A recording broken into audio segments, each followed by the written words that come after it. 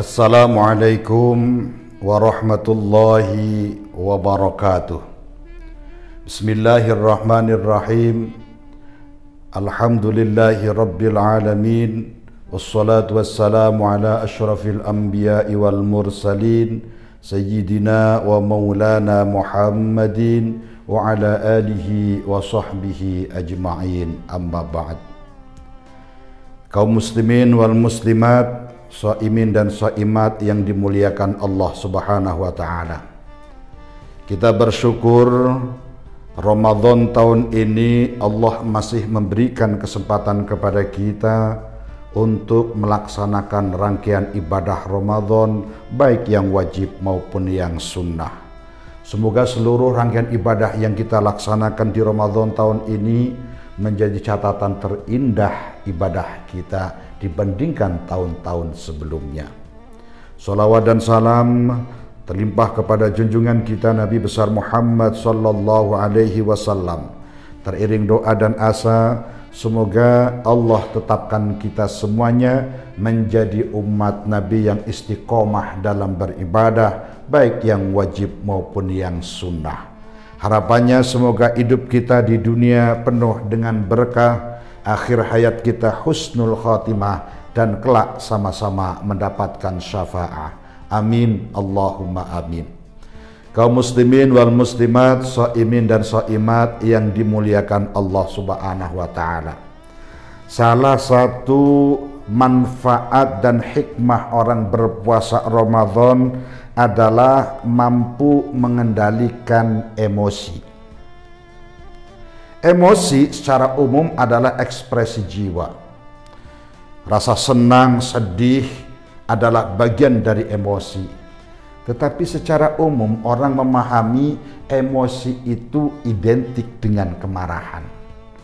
Sehingga kalau ada orang mengatakan dia emosinya tinggi, berarti dia orang yang cepat marah. Ketika orang mengatakan dia emosinya lemah, berarti dia orang yang jarang marah. Kaum muslimin wal muslimat, shaimin dan shaimat yang dimuliakan oleh Allah. Emosi adalah salah satu fitrah kita sebagai manusia. Amarah adalah salah satu fitrah yang Allah karuniakan kepada kita sebagai seorang manusia. Maka ketika kita masih punya sifat emosional, sifat marah, sesungguhnya itu masih manusiawi.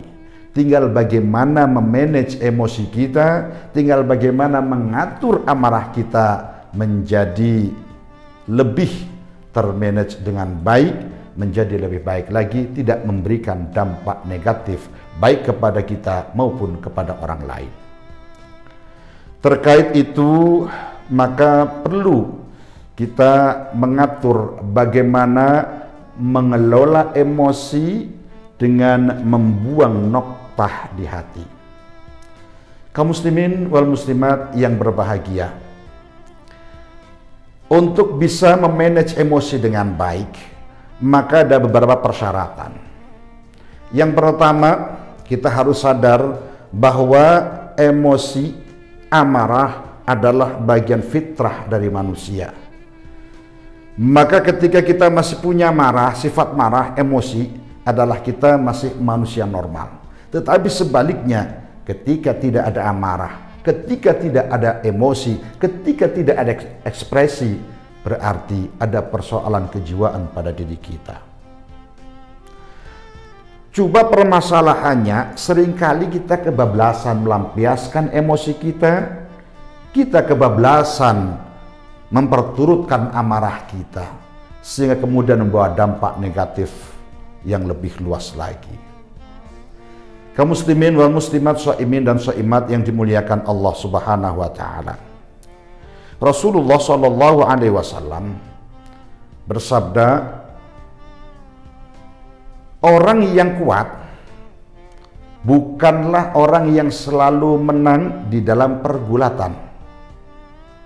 Laisa syadid bisur'ati, innama syadid alladzi yamliku nafsahu indal ghadab. Tetapi orang yang hebat, orang yang kuat adalah orang yang mampu mengendalikan dirinya pada saat dia emosi. Oleh karenanya, kalau kita mau marah, perhatikan 3 hal. Yang pertama, marah boleh, tetapi kita dilarang marah-marah. Yang kedua, kita marah ketika ada penyebab marah, dan berhentilah marah ketika penyebabnya sudah tidak ada. Dan yang ketiga, ketika kita marah, jangan libatkan hati untuk ikut marah yang berkelanjutan. Kaum muslimin wal muslimat yang dimuliakan Allah Subhanahu wa taala. Bagian yang pertama, marah adalah boleh. Yang dilarang adalah marah-marah. Artinya ketika ada hal yang membuat kita marah, boleh kita marah. Tetapi tidak boleh marah lebih dari sekali. Contoh, anak kita jam 5 sore di tengah Ramadan belum sholat asar. Berkali-kali sudah diingatkan, nak, sudah jam 5, segera mandi, sholat asar, ini Ramadan, bulan mulia. Ya, kemudian tidak dilaksanakan. Marah boleh. Tetapi yang kedua, jangan sampai kita memperturutkan amarah. Karena amarah yang lebih dari 1 kali adalah amarah yang ditunggangi oleh setan. Jam 5 anak kita kemudian mandi, wudhu, dan sholat. Maka sebagai orang tua, ketika kita memarahi anak pada saat anak sedang sholat, sungguhnya amarah kita saat itu sudah ditunggangi oleh setan. Maka berupayalah ketika seperti itu, berupayalah kita untuk meredam amarah kita. Kenapa? Sudah tidak ada lagi penyebab kita marah. Kita marahkan karena anak kita jam 5 sore belum sholat asar. Maka ketika anak kita jam 5 sore sholat asar, maka berhentilah marah. Karena penyebab marahnya sudah lewat. Marah pada saat anak sholat asar berarti marah yang sudah ditunggangi oleh setan. Contoh lagi, terkadang ada ibu-ibu memendam amarah kepada suaminya yang biasanya pulang kerja jam 5 sore. Sampai jam 6 ditunggu belum pulang, ditunggu kabarnya, WA-nya, SMS-nya, teleponnya tidak ada. Jam 8 malam baru nyampe. Marah boleh. Tetapi marah cukup sekali. Tidak boleh kemudian marahnya berkelanjutan. Kenapa? Penyebab marahnya adalah karena suami belum pulang dari tempat kerja tanpa ada pemberitahuan. Maka ketika suami sudah sampai di rumah, kan sudah tidak ada lagi penyebab marahnya.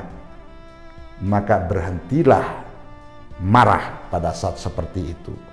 Dan ini berat. Dan ini berat. Oleh karenanya Rasulullah SAW memberikan jaminan, la taghdab walakal jannah. Jangan suka marah. Kalau engkau bisa mengendalikan amarah, surga balasannya. Bahkan dalam satu hadis yang lain, Nabi mengatakan, kalau orang punya kemampuan untuk marah tetapi dia mampu mengendalikannya, maka besok pada hari kiamat dia akan dibangkitkan, dikumpulkan di hadapan seluruh makhluk, dibanggakan di hadapan seluruh makhluk, dan Allah memerintahkan kepada orang itu, silakan pilih bidadari yang paling disukai. Masya Allah, luar biasa.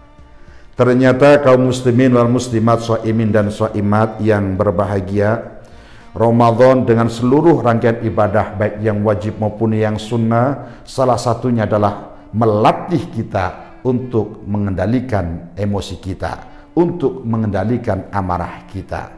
Maka biasakan ketika kita mau marah, perhatikan dulu apakah ada penyebab untuk kita bisa marah.